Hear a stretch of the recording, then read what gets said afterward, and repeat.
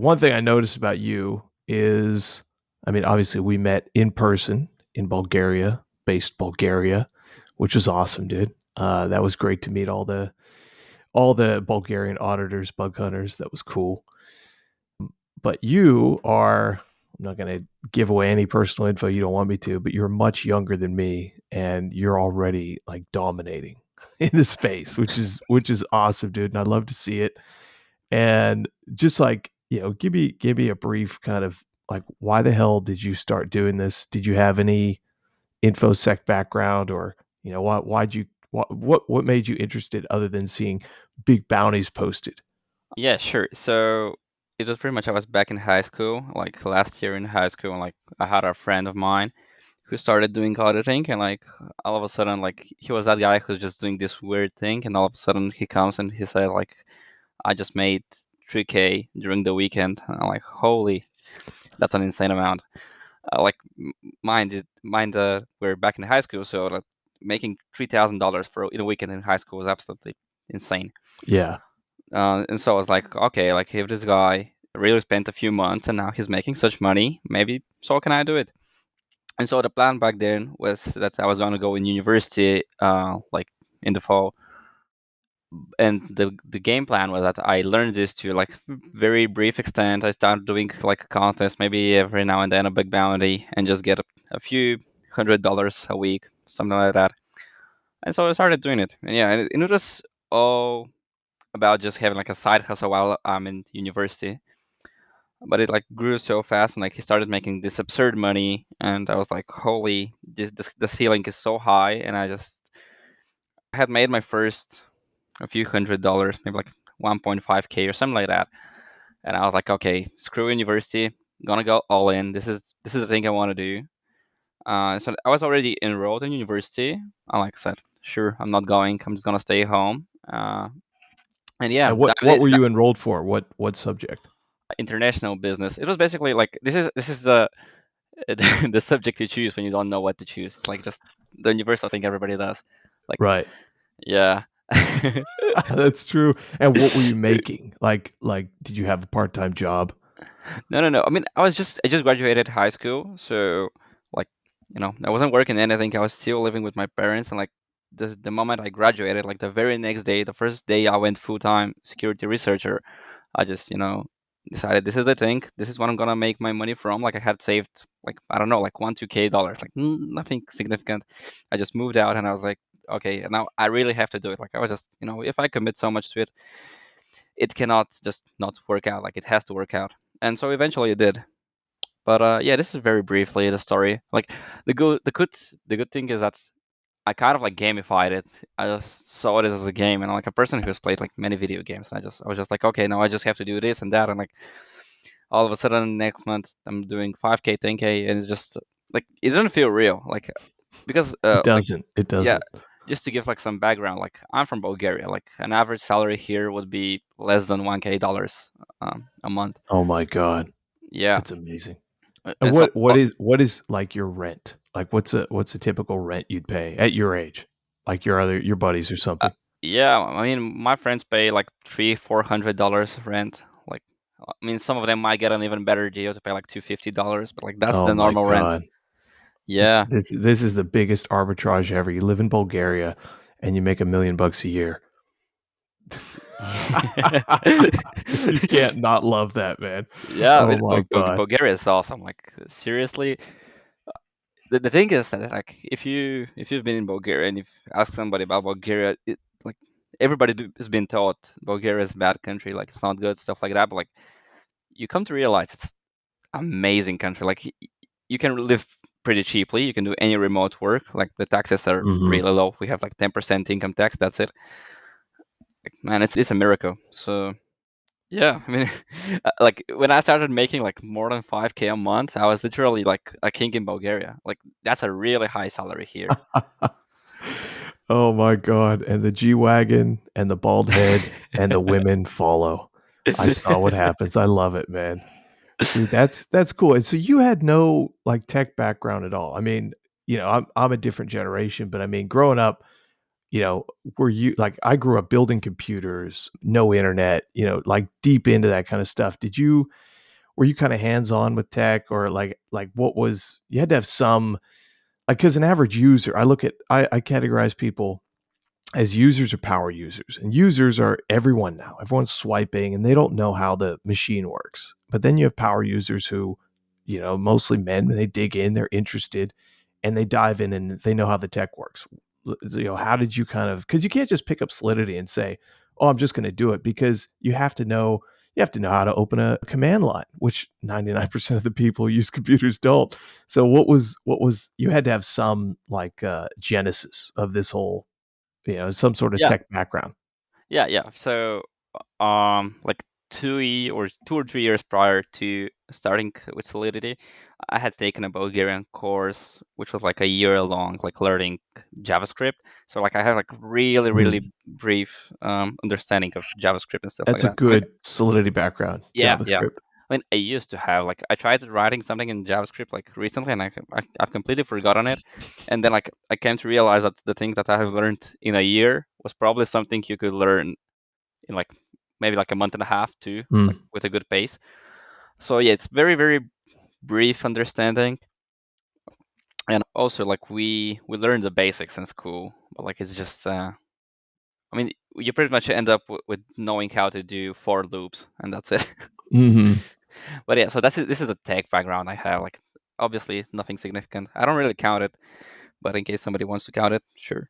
No, that's interesting. I mean, because JavaScript, like that, dude, that's the background for Solidity. If you had learned, I mean, there's so many different languages, but I think JavaScript is like that was kind of my background too. And it just felt like, wow, Solidity is not as hard as it's not like, learning C or C++, which is a lot different. But yeah, Solidity falls right in. So that's interesting to hear. Yeah, So the what syntax. what about, like, all right, so I just looked at the Immunefi leaderboard, which, a caveat here, this is not the greatest hacker ever. If you're on the leaderboard, like, it's cool, like you get notoriety just because of their reach, but as you've probably seen, just like I have, like, there's a lot of bugs that get reported outside their platform, especially, direct to project bugs or different platforms. But I kind of like it as a marker, just to look and see who's on top, whatever. And you're on there, obviously. I'm on there. But what was like remind me, what was your biggest bug? Like, what was the bug where everyone found out, like, oh yeah, Deadroses, who is this guy? I mean, honestly, I didn't have like a one bug to so like everybody here. Oh, okay, this guy's this crazy new up and coming auditor, bug bounty hunter, whatever. It was pretty much just a very good streak of like finding 10 bugs in 10 weeks. So this is because this was a moment where I was started like posting like every bug bounty I got on Twitter. And like, I posted one, and 5 days go by, I post another one. Then like a week and a half later, I post two confirmed bugs in the same day. Like everybody was like, okay, how does that guy keep on doing that?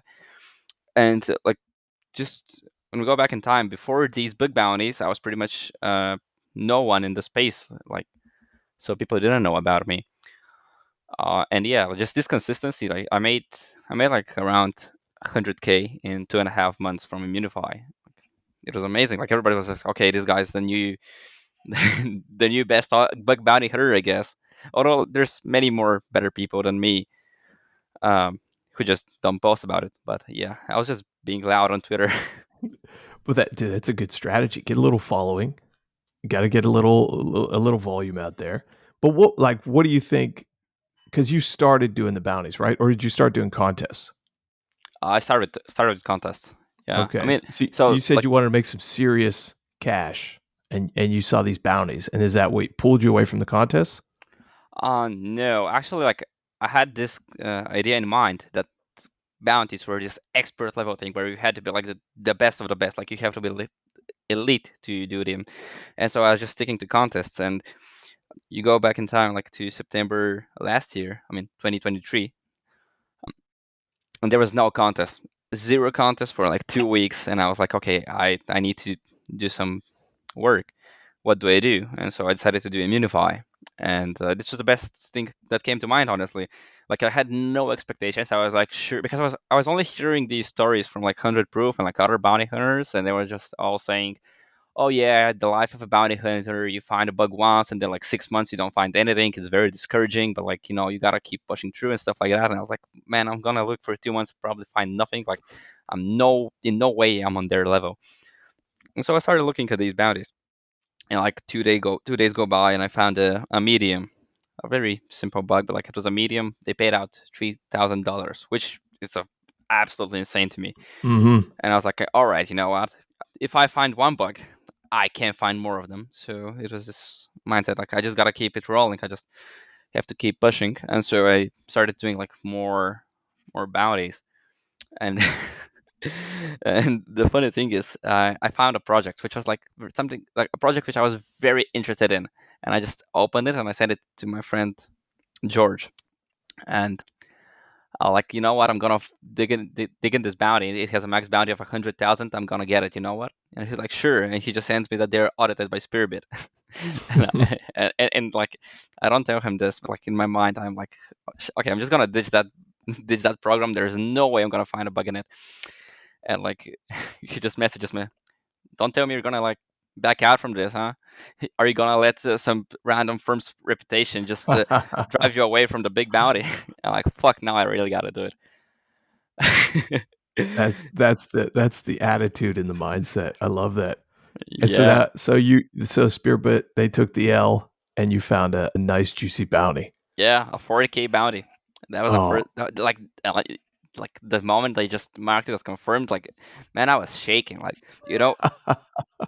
like the last months I had made like 5, 10K, and all of a sudden now I found a 40K bounty.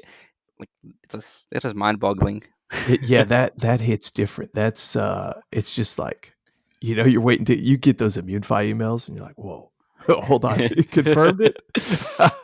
And that's a big chunk of magical internet money, Oh just yeah. showing up yeah, like, tell me about that feeling. You get that email and it's confirmed. Like, what are you feeling at that moment? Man, like I just really wanted to like I was literally just jumping around and like I was going crazy and I just wanted to tell everybody, but like I'm a guy like I believe like okay, let's wait for the actual payout to happen, and I don't want to jinx Yeah.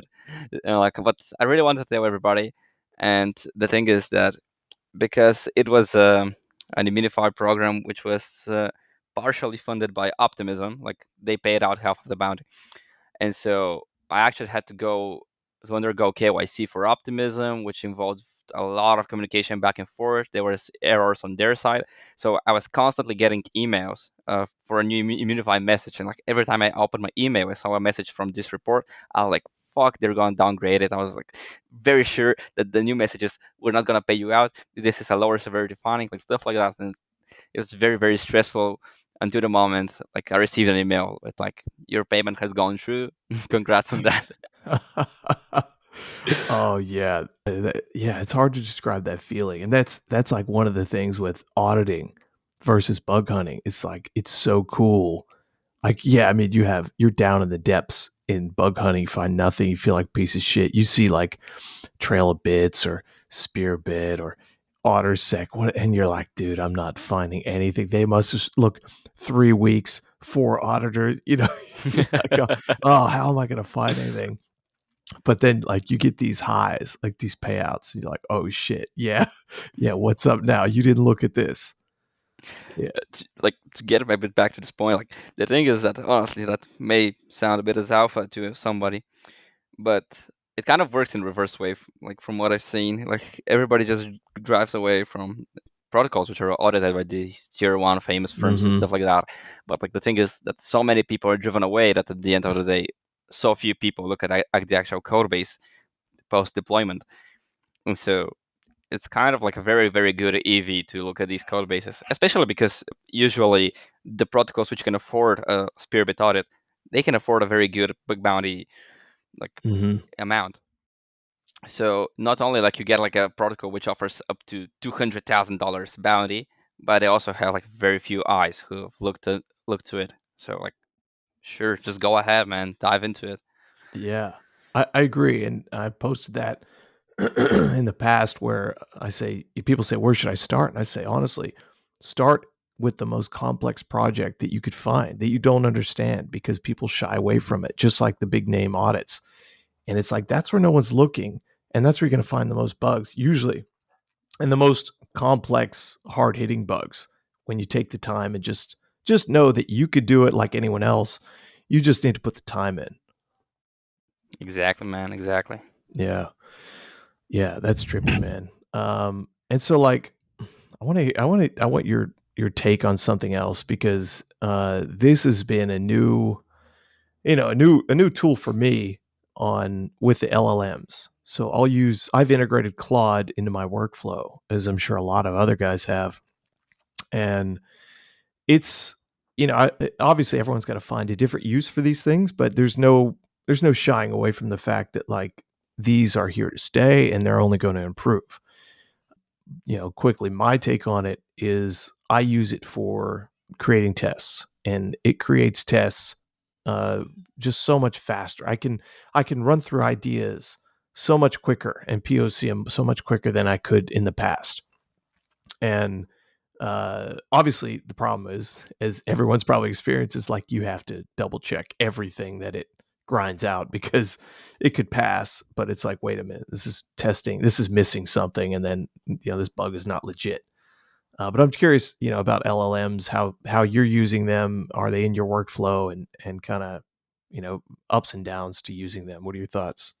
Now that you said all of that, I feel kind of stupid because like I've never even thought about using LLMs to write tests, and this does sound like a very good use case. But yeah, I'm honestly not too much using LLMs in any day-to-day activities.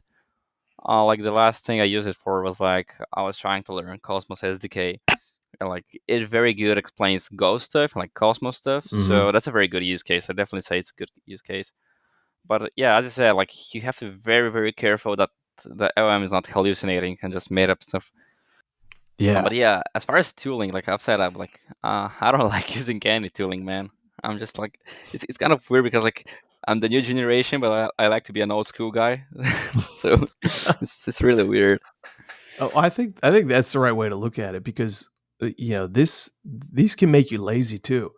Because yeah, I fell victim to it when it first came out. I was like, hey Claude, find me the critical bugs in here, and I was like, what, can I use this thing? And it starts telling me all this shit, and I'm like, whoa, this is fucking amazing, right? And then I wasted like a whole afternoon, talking with it, and all the leads end up being just bullshit.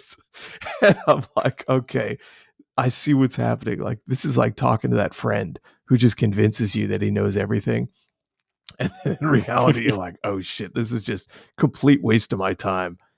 And but it's an eye opener, and you have to suss out these tools to see like, well, how can I make this useful to me? And I think, for all bounty hunters, like POCs just take a long fucking time, Yeah. especially like if you go hard hat to Foundry, stuff like that. And these just really, the tests are just such a fucking time saver, man. That's big alpha drop on this podcast. But Like, to so be you don't honest, use them that much. That's interesting. yeah, like to be honest, like it's still pretty good when you're a bounty hunter because like you can just fork stuff like from mainnet and just directly call them. Like it happens relatively quickly. Like I don't know, like if you've just had a full Hardhat code base and you have to convert it into a Foundry code base, which is not deployed, like it's very, very, very, very tough. So like this is one thing like which is better when bounty hunting. Like legitimately, in some contests I've done where like the code base is just full Hardhat, I just want to tell them like, can you please just deploy it on testnet so I can actually run tests?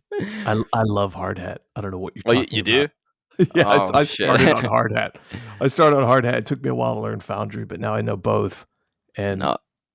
I think it's good to know everything, to be honest. Oh yeah, yeah, for sure. I mean, for me, it's just like being like a bit stubborn. Like it's irrational to just Yeah. say like I just like hard hat, but like I don't know. Like it doesn't happen too often, so it's not that big of a problem. But honestly, I have declined private audits and private engagements simply because they do not integrate with Foundry. And like, okay, Oh I'm not my gonna use god. that. Yeah. Yeah, I see some projects that actually have both. which you know, I'm not a dev, man. So I just look at it and I'm like, okay, why do you have both? But sometimes that's out there too. So I just try to work with whatever. You know, sometimes I don't know if you've done this too. Is like I've like I really don't care where I POC. I'll take things and I'll load it up in Remix outside the project. I test on chain, off chain.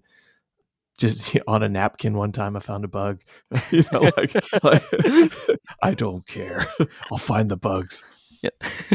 Yeah, just so what about like if you want to share anything else, like you're like what are you using for tools, platforms, anything like that like what's your auditing stack?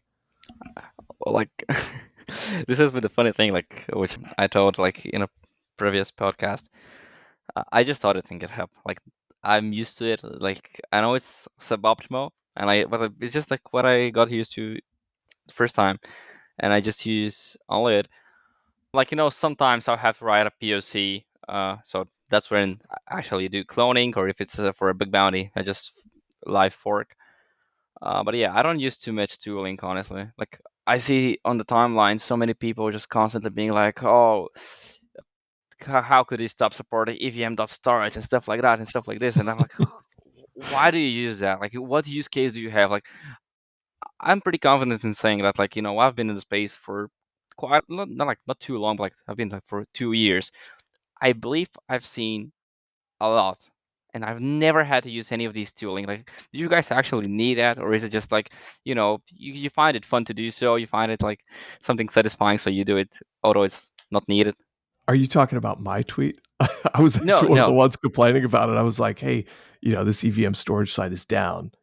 Sim.explorer, something like that. Dude, it's useful. Like before these, and these just made it easier, right? So, I started before there were any courses or any of these things. So I'd use Slither and just output a storage map, and just that was the best case thing you could do. But sometimes it's a pain in the ass to get it configured, and it just takes more time. So these online tools came out. Like one of them was Sim Explorer EVM storage, and it just makes it easy. So if you want to check, like say something is just not that clear on some of the storage patterns, and some of these contracts, like the way these guys structure their storage, can be confusing, and you may not know. You may want to know, like, okay, like what is the value of this slot here, and it just provides great interface to kind of pull everything all at once, because there's bugs that you hunt that they don't have a public GitHub, and they just have a contract on a chain. And it's like, okay, well, I can't run tests. I'm not going to build all the tests out. I just want to check the storage on this because I'm curious if, this is, there's a collision here or whatever. And so that, I guess that's the appeal to a lot of guys to use those kind of tools. Yeah, I guess I just haven't been in such a situation where like I'm actually have to look for collisions. Like, I guess it's just about what you hunt on. So yeah, Yeah. maybe I just go to different types of projects. Yeah. Like that's in my motto on my Twitter is deepen your storage slots Yeah. because on I mean that's how I found the Arbitrum thing. It was I checked the storage slot before anything else, and it was uninitialized, and that's what made me dig deeper. So it's like I found one with Wormhole with that too. So I don't know. It's just like another angle, I guess. You never know. That brings me to another topic. Like when you're looking for bugs, are you just looking? Do you just go on Immunefi or a platform and say, okay, what are the bounties, and then go from there? I mean, I first started like just going to random projects on DefiLlama and just going to random projects, choosing any and going for bugs. Like if you actually do that, especially for let's say protocols under a million TVL, which was the one I started with because I was Mm, still a novice, you'd find an insane amount of bugs. Like literally, you can probably average out like 5 bugs a day. Not even exaggerating. Like good luck getting paid. yeah, and then when the fun moment comes, I'm like, you actually most of these guys they don't have like a bug bounty program. First of all, like even if they do, it's probably just a Discord support ticket you have to Yeah, open them. yeah. And yeah, like probably the amount of like I probably got paid for let's say three bounties out of 20, and like I just got extremely low boat, but like there's nothing you can do about it. But I Three mean, out of 20. yeah, something like that. Oh my god. Yeah, Yeah, and, that and like sounds typical. and Chinese projects, or you don't know where they're based. Yeah, they don't care. I mean, I'm even surprised I got the 3K because like, I went to that project and like just they had a big bounty structure in their docs, and like it said something along the lines of 20K per high, 5K per medium, something like that. And I just found three highs, and I went to submit them, and I was like, okay, it is too good to be true. Like there's no way these are so easy highs, and I got paid 60K for that. Although that project was like probably at a million TVO or something like that. And yeah, I just submitted them, and it was a lot of ghosting. Like they replied very, very slow. They didn't take it seriously. Obviously, they were like, okay, the contracts are running. It's all fine. There's no problem. You're just kind of making up stuff. But yeah, they went to confirm the bugs. A month went by, and they were like, okay, it's payday, and they paid me like 5K for the $3, which was, I mean, it's not that bad, but like when you set the expectations higher, when you know how much you helped them, it kind of sucks. They gave you some money to go away. Stop bothering us. Yeah, exactly. Just didn't want me to ping them more and more.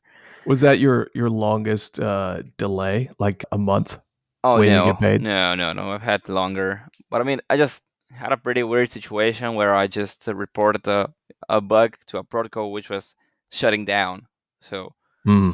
I mean, they were in the process of shutting down. They wanted to rebrand and start as a new protocol. In the last few days, I submitted that bug. And they had a lot of other stuff going on their mind, so that's completely understandable. But they still wanted to pay me out. So I think it took them like a month and a half or two to just start a payment, and they also wanted to make it vesting, so it also had to vest for like I believe 2 months. Hmm. So that was a pretty long wait for the payday. But I mean, I was too surprised they paid out because like usually if the protocol is gonna shut down, they're just not gonna care about any Yeah. stuff. But they were acting in good faith. The funny thing is that they rebranded the protocol and they went for an audit with the same bug not fixed, and I reported it once again and got another 10K or 15K for it, which is absolutely ridiculous. That's funny. I wonder. That Uh, actually. Go ahead. I think that's the bug you've actually read about. I believe. I mean, I have like only one bug write up on my portfolio published, and I remember I had sent it to you like a year ago or something like that. That's the bug. It was a like somewhat complex bug with like a voting escrow code basis, where you had to do some manipulation and stuff like that. But it was pretty interesting. I Yeah, was because you, pretty you did a tweet thread on that on Yeah, some yeah, of the VE stuff. yeah. I really Yeah, love them, man. I like that area, man, because it's such a used and copied contract that I don't think a lot of devs understand a lot of the stuff that's forked or deployed, and there's little nuance there that yeah you could find things you just don't know. Yeah, like it's a pretty good target. Like for multiple reasons, you look at it and like the project when it's gonna launch is marketed as this novel thing, and like it gets insane funding. So okay, first thing first, now this project has a lot of TVL and it's very well funded.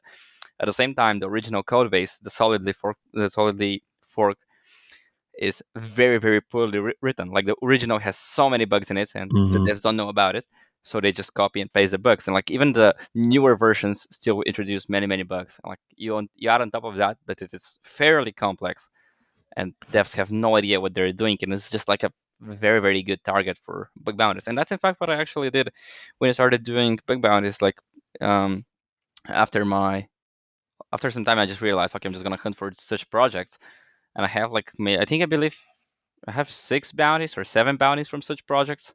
So All from VE yeah, contracts. from VE contracts, yeah.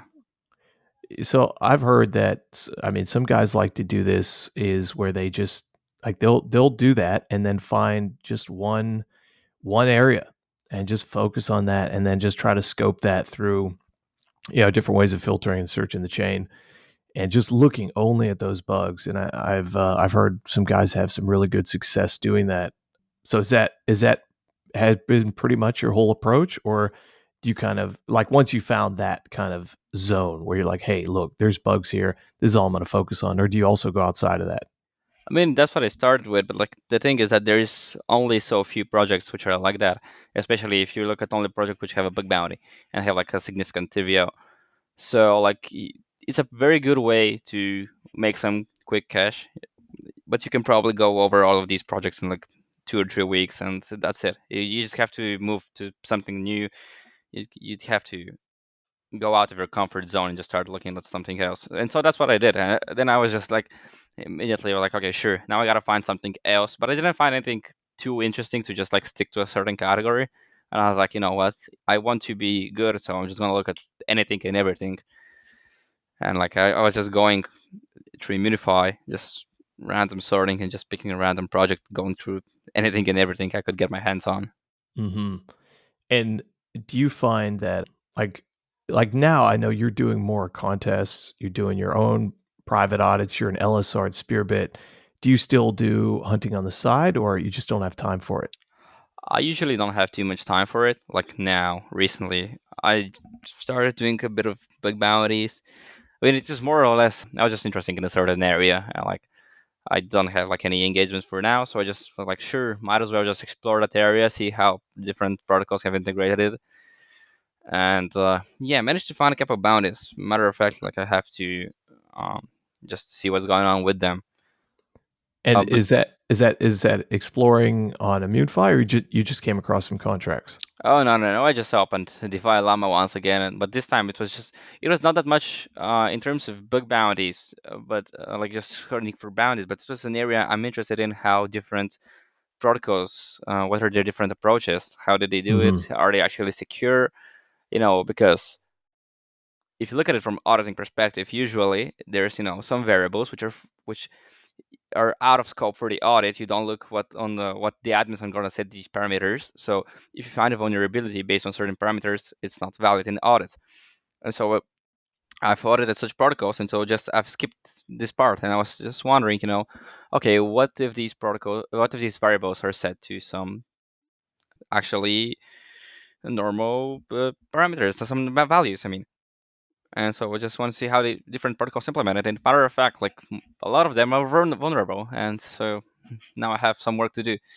But Surprise, surprise. yeah, I and actually it, like to do that where I'll look at an audit report sometimes and just see like what's out of scope, what's in scope, and then immediately go to what was out of scope. Just see like, okay, why is this out of scope? You didn't have time, budget, or is it literally, not important? And usually it's budget and time. oh yeah, of course. Like you have to understand that these protocols, they don't really care that much about being secure. They care about being secure enough. And Hmm. like the thing is that it's even if they have like a vulnerability in their code, they care if it's whether it's an exploit or it's just the system doesn't work. Because if the system doesn't work, that's a very very big problem. But like if there's an exploit which only a very sophisticated bad actor can do it, they can pretty safely go to, I don't know, like 8-figure TVL without any worries, like most of the times. So Hmm. I agree with that. That's kind of what I was selling too on the side. Like, people DM up for audits meme, but I don't do the audits on the side. I called them security reviews because I thought a lot of the stuff you see in audits, I thought it was just a bit much. If they can't find anything, they'll put here's some gas optimization, here's some lows. It's like, okay, great. But mine was like, hey, here's the deal. Basically, I have a targeted bounty hunt on your protocol and I'm only going to find or say anything about highs and criticals.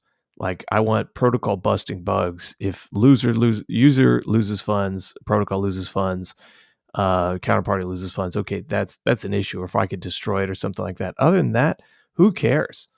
Like in my eyes, and most devs are like, yeah, we want to get to market. We want to make sure this is secure enough, like you say. But it's like to catch every single thing, lows and all this. It's like, okay, man, uh, I thought this was kind of cool, and I've got good feedback on it. People like it, so you incentivize per critical that you find, and maybe a small base fee. But it's kind of different than kind of the audit model, which I think is fun. you know, I have like pretty mixed feeling about this, just submitting highs and criticals and stuff like that.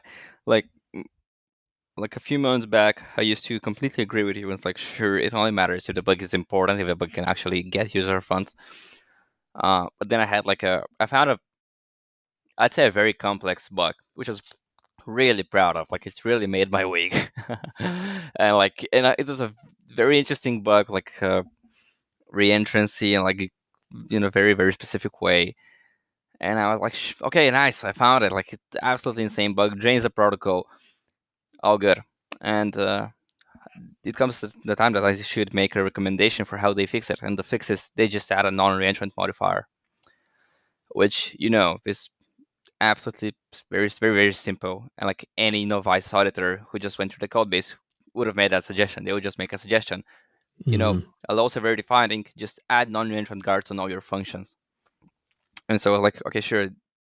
Did I bring any more value than a novice auditor who would have just read that? Yeah, sure, he wouldn't mark it as a critical, he would mark it as a low.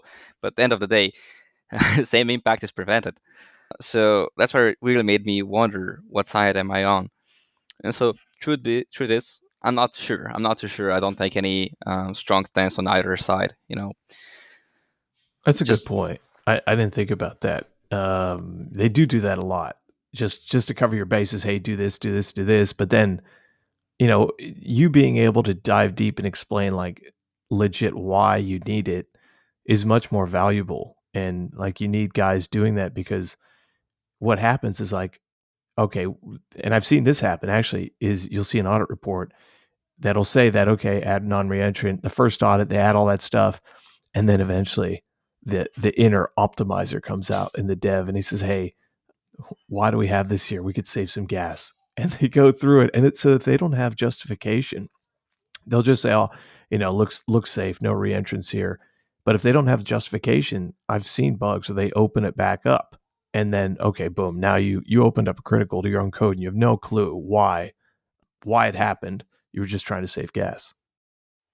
yeah, but I mean, this would be just a situation where like it's entirely the dev's fault, and like it's not up to the auditor to inform the dev to not do it. Like, it's just getting good devs, and like they should know when should they go for optimizations and when they should not. But like at the same time, optimizations are a very tricky situation, because Mm-hmm. like you never really know how much more should you optimize. Like, you kind of sacrifice security and readability of your code, which basically is future security, for a few bucks. Actually, sometimes it's not just a few bucks; it's a lot of funds for some users. But like, it's a very hard trade-off to do. Like, you just have to play God and be like, okay, sure, I'm just gonna choose how much do I value security and how much do I value gas costs. Yeah. Yeah, exactly. And there's so much nuance to that too, because how many projects have you seen where they swap out the devs and or there's too many devs. And so you don't know who's doing what and why they're doing it. And you can get chaos inside, and then you see changes to the code base where you're like, what are you doing? And I don't think they know sometimes because they don't know the full history. Or yeah, it's really important. Like you said, you really need good devs, and I think there are a lot of them out there. Me and you both know a lot of projects that are, you could just look at the code and you're like, oh yeah, these guys are legit, like they know what's up. And then other projects completely stand out. Like you're like, oh my god, this is just a matter of time before they make a big mistake. Yeah, like seeing those projects, and like I don't know if you've been in that situation, but like just go and like the whole code is a mess. And like you're like, you have to find a bug in it. And like Yeah. the the most demoralizing thing is like when you've been looking so long at this code, which is obviously written so poorly, but it ends up with no bugs. You just kind of feel like, okay, am I actually good at this? Yeah, it's like they entice you with the yeah, come on in, and then you look, it's got to be something, spelling error, you name it, no matter what, and it's like, no, it's rock solid. Like fuck. Yeah. So let me ask you this too: is what about, I don't know if you've obviously had projects that won't pay. This is always a great topic with our industry. Is like, okay, you found this mega critical, and you end up getting paid, you know, a grand for like, 10 million at risk or something like that. And not like an arguable bug, but like, hey, look, we can make this happen right here. What are your thoughts on that? Like where we're at? Do you think it's improved? Do you think like the zero knowledge bug reports will fix it? Like, what do you think about this? About bounty hunters getting paid? I don't think like we have that big of a problem. Like, I believe it's a pretty good situation. I like, for example, like if we leave out the DefiLlama guys and we just look at the Immunefi situation, I believe I've been paid out like every time. Like, yeah, I've been lowballed a few times, but like generally I've been paid out every time, which is really good. I believe that too much noise gets on like on the cases where somebody doesn't get paid out, and like if you go just look at on Twitter, you have a very very very wrong expectation of what the reality is. I also like very much see it as, you know we're we're getting paid really well, so this is just part of the game. Like when you sign up to do that, you know that okay, you're gonna get lowballed, you're gonna get sometimes not paid. Like, this is just part of the game. You that's life. Just continue doing it. Like when you go in the long term, it's still a very good decision to be a bounty hunter. So try not to be too petty about it. Like there's gonna be a case where maybe they deny you a 1 million bounty, and like being angry would not just be petty, but like it would be just understandable. But as I said, life goes on. Yeah, that's a good point, man. I mean, yeah, you kind of win some, you lose some, and some you win where you didn't expect to win. So those might make up for some of the losses. I want to ask if you've ever had the experience, which I don't think they've solved, is like something we get posted on a platform. This happened to me, I think, twice now on Immunefi, and you submit, a high finding, whatever, and projects like, okay, yeah, yeah, oh yeah, and they don't pay you for it, and then they just lengthen it out. So they'll post up and they get all these submissions, and then they fix all the bugs, and then it just goes to Immunefi. They goes to everyone. They fix all the submissions, and then they just get kicked off the protocol. And then they're like, "Hey, we just got a free bounty hunt on our project. Screw these guys." I mean, I haven't been in such situation, but like, yeah, that does happen sometimes. Like, it's good to remember like that this is not the norm. This does not happen often, and like this is also illegal. So this is pretty. It's a good thing to remember. Like, this is not something to expect usually. But yeah, I mean, unfortunately, man, you're gonna get screwed over. Like whatever you do, sometimes you get screwed over. That's life. Like you do a private audit, sometimes you think the client is good and like there's no worries for them like paying later and they just don't pay or like stuff like that. Just stuff happens, man. As I said, like we're all blessed in a pretty good situation. So the good thing that you can do, that which is depends entirely on you, is just like keep your mental peace. Just keep going. Like always do the right thing. Like you know, life's gonna be good. No need to worry about anything. If well, here's the new thing. If you get screwed over by a protocol, we'll send it to a North Korean contact, and they'll target your shit and just try to hack you. Yeah. Uh, yeah, you're right, man. It's just big ups and downs in this industry. So what about like the mindset? Tell me what you think the difference is between auditing and bounty hunting. Like if you're doing either one full time, do you think they complement each other? Do you think that some people are naturally drawn to one versus the other? And like, give me your thoughts around that. Yeah, so for the most part, like the mindset is the same. Like you have to go in and break the code. Like there's some differences, like which inevitably happens, but like in contests, it's a bit easier in audits. I mean, it's a bit easier for bullshit issues to slip through and like just make them seem as they're like very very significant. Well, the good thing about bug bounties is that it's only the legit stuff gets paid out. Like you need to actually show them this thing is exploitable. User friends get lost. Like here's a test case which shows like a million drained. Like this is what you have to prove them. Otherwise, you're just not gonna get paid. So yeah, in this aspect, like big bounties are like a better represent reality. Um, but yeah, Yeah, yeah, the other like, good thing about mountains, which maybe like just can drive some people to it, is just the actually big amounts. Because like we're naturally like as humans, we tend to prefer, let's say, getting 1 million once a year, like rather than getting 80K every month. Like, and I mean, we prefer it in the sense of like we get more dopamine, it feels better, like it's better. Like obviously, like when you get other factors in, such as like you let's say you have a family, you have somebody to look after, you have bills to pay, stuff like that, you'd prefer the stable income over that. But like if you're just for the thrill, if you're good financially, you're gonna get driven more to bounties for sure.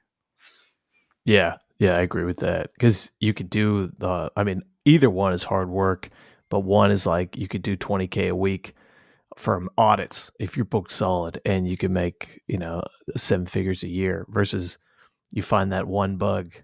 That's it's like, oh yeah, but then that's the other thing. If you get screwed on that one bug, you're rightly pissed off because that's you're all your eggs in that basket if you haven't diversified a bit.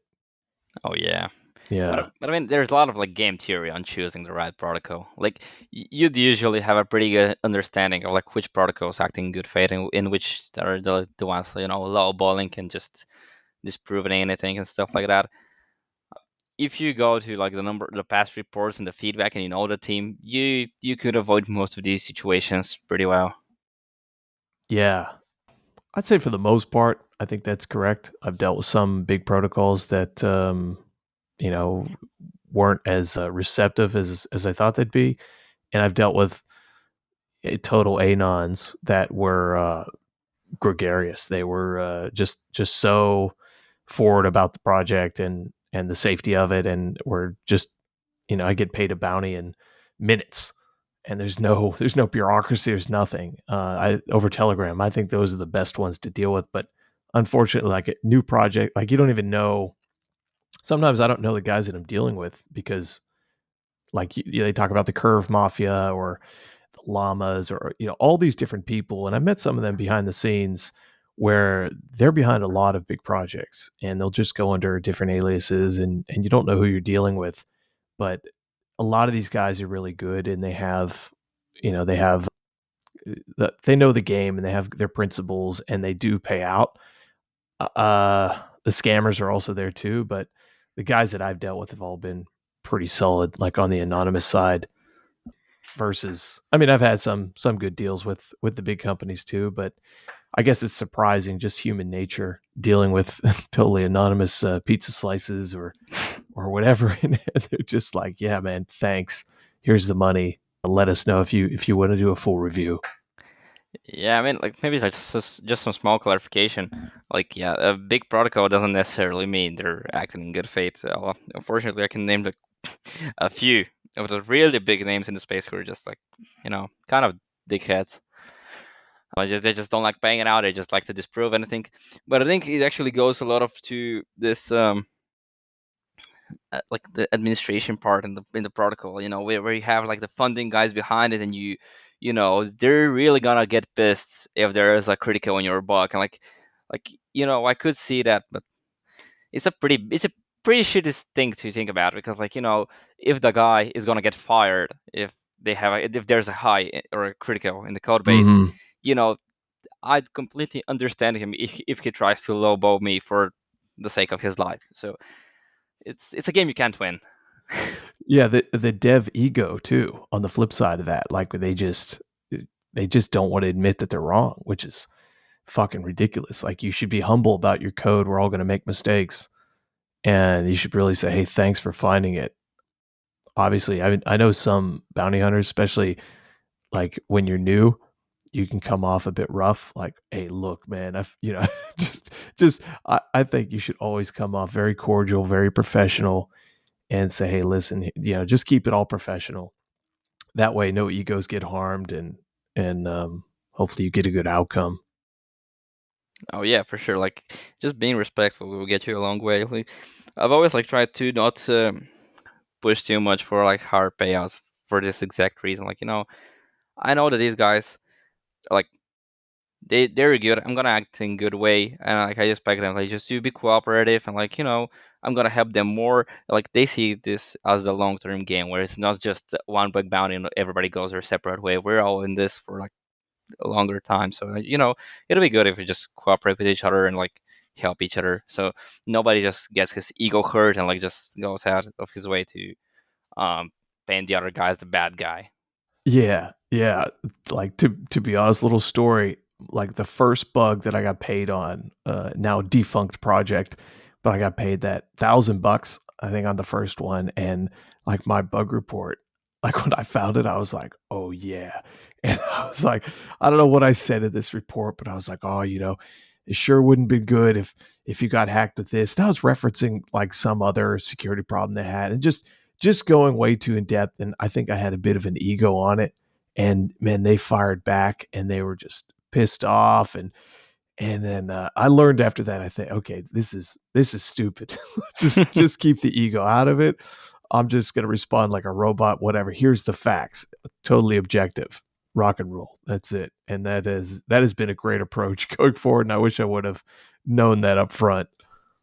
Yeah, for sure. Like everybody listening, like just should know that in advance. Like, don't be a pain in the asshole. Like nobody likes that. Yeah, yeah. Yeah, cool, man. Anything else you'd like to get off your chest about anything, dude, with the ecosystem, fucking crypto Twitter, hacking the blockchain, Bulgarian mafia. Yeah, the Bulgarian mafia is just growing larger and larger. Like everybody that listening, like you should all be scared. Like we're coming Oh for you. fuck. I knew it. Does Like Pashov have a high rise in Sofia right now yeah, with he's like the his king. his head on the building? Yeah, he's the king of the city. Everybody, everywhere you go, you just see a Jew wagon representing him. I love who's the youngest auditor or bug hunter that you know of? I met I don't know who I met. Forgot his name at the dinner. He was 16, right? Yeah, yeah, Chris. I mean, he's 17, but yeah. Fucking this guy, man, just uses 100% of his brain, just dominating. I And mean, he's competing, or what's he doing? man, he's doing a bit of everything. Like literally, like he just does private audits, bug bounties, you name it, he does it. He just like he really likes to just give his all and like do a lot of stuff and just print money. Like imagine his situation like before he turns 18, he's already like very very very well financially, and this is like one of the really good guys. So yeah, and it's like I think we're just gonna see more and more. I believe, like it's a matter of time. These clickbait YouTubers just switch from drop shipping to Web3 security, and like Oh all of the fuck, 15 years old, like who have nothing to do but like just do audits 10 hours a day, on like just on 3 energy drinks and 4 hours of sleep. And like it's all over dude. for us. Oh, I know. I feel like that is dangerous, big time. I feel like there's kind of some things that'll be happening though. Is I read someone's tweet on he was talking to a younger guy. And I don't know if this is real or not, but then the guy said that he was pausing, like his brain was catching up, mid conversation. And he says, you're all right. And he's like, yeah, I'm just so used to Chat GPT finishing my thoughts for me that I have to kind of think about what I'm saying in real life. And so I'm thinking about the usage of LLMs and Claude and all these things, and how the new guys must be more reliant on these things in their everyday life. Like every new generation, they're deeper into the tech than the last one, and how that will present more opportunities and more bugs and stuff like that. Because I know a lot of devs now are using LLMs for coding, and if as I've used a bunch of these LLMs for auditing, it's like, man, they fuck up a lot. And so for the code, like if you just say, hey, write me this function and make it secure, I think it's very easy to drop the ball and just think we're good to go. Or, Claude said we have no bugs, we're good to go. And I think rather than securing everything, I think it's going to open up, humans will just get complacent. That's how we are, and it'll open up more and more bugs and more opportunities for everyone.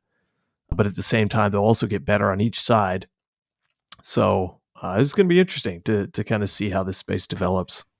Yeah, for sure. Like it's a very weird combination because at the same time, like the newer generation gets so much more technology and tools to use, but like I don't know, the way we grow is like we're not used to working, we're not used to doing anything. Like we're legitimately brain rot. And it's a very very weird thing because at the same time, like the next generation should be like 10 times better than you, but they're just lazy. And what happens is that you just get a very weird distribution, where like you have like in the two sides like very very different people, like you have some which are like 100 times better than you, and at the same time next to you, you have these people who are just they're lazy. They don't know how to use the tooling. Like they're not really competition, and so it's really interesting which side is gonna be like consist of more people. Like are just like it's just everybody's just going to go out of their way and like actually not be lazy, work 10 hours a day, and like just start using the tooling right, and just gonna put this in like out of business. I don't know. Like time will tell. I think you'll get the same cream of the crop rising because, like, myself growing up pre-internet and then dial up and then everything like that. It used to be really hard to do whatever, and you said, "Okay, man, I have to go find this book or source this out. I got to put in the legwork." And fast forward to today, where you have like Cursor and you have all these things that basically do it for you, but you still have to lift a finger to do it. And it like humans adapt to this laziness, kind of like what you're saying is, and they just say, "Oh well, I have to use Cursor for like 30 minutes to make a full suite." And it's like, dude, that would have taken ages. Like you wouldn't even have had the skill.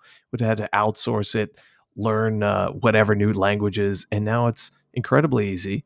And yet still, it's the same thing. It's like if I put anything right on your plate, people will just get lazier and lazier and they expect it to be easier and easier. And so I think like in our industry, you'll have like those. I mean, what did they do for the lows and info on Coterie and everything? Someone developed what is it, Light Chaser, Yeah. like where they find all these things automatically. And it's like, okay, if you're willing to put in no effort, look, you've already been automated. You just can't find shit.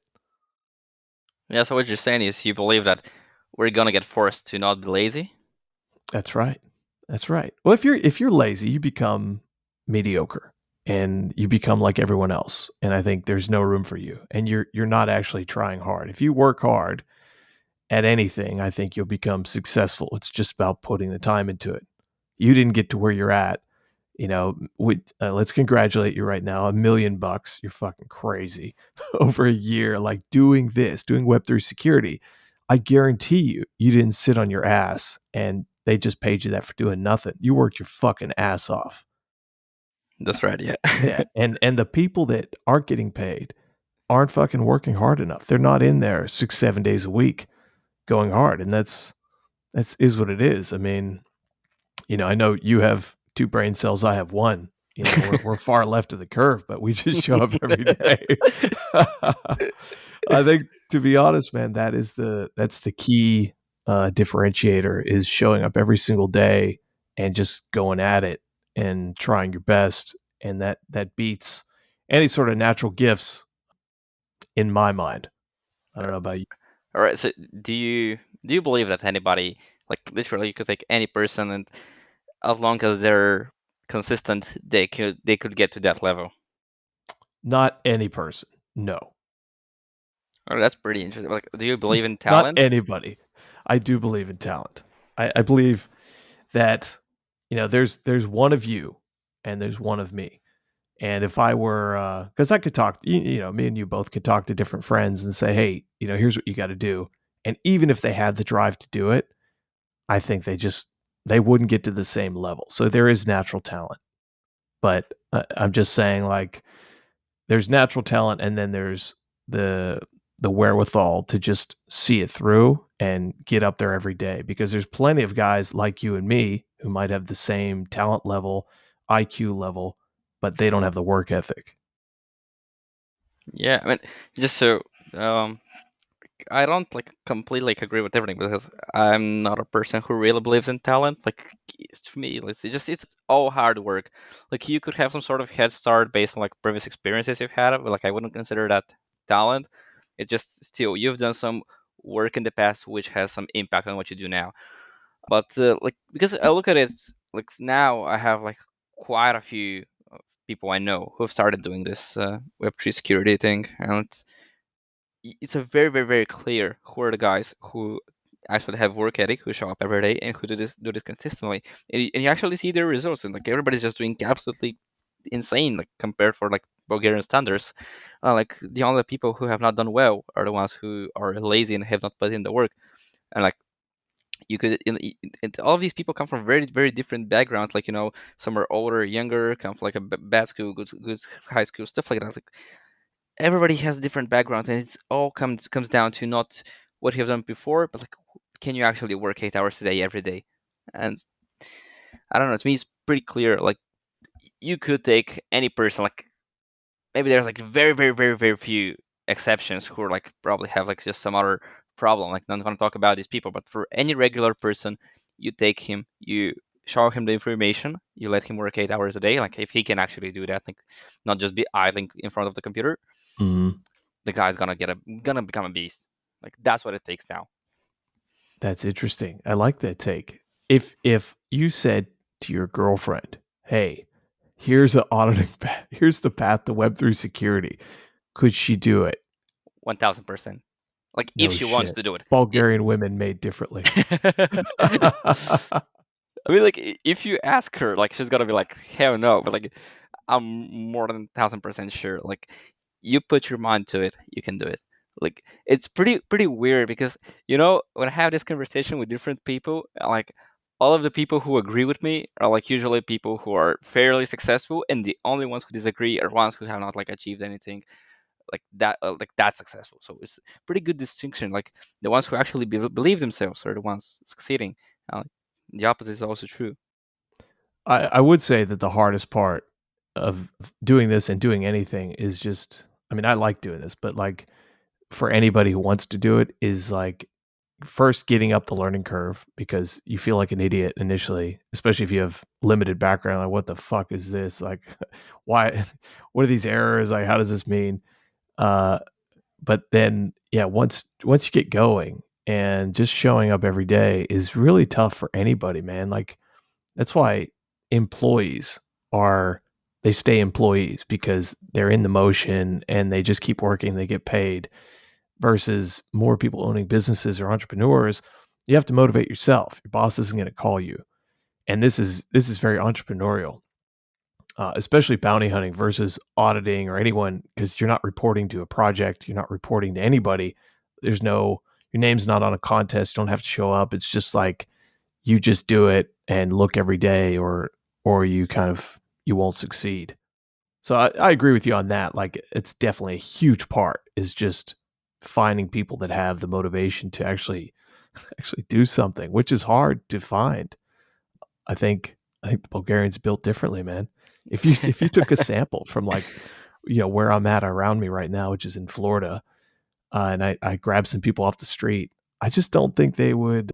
I don't think they'd show up and say, "Yeah, I'm gonna go hard every day on this." I just don't fucking think so. Yeah, maybe it's like something in the mentality, like the difference, like Something in the water over there. oh yeah, the Steroids. water, yeah, oh yeah. Like it's pretty funny. Like in the high school I graduated, we now have, I believe, six security researchers, auditors who are making like really good money. And this is a sample size of like our high school. It's not like American high schools. We have like 500 students at one time, like across all grades.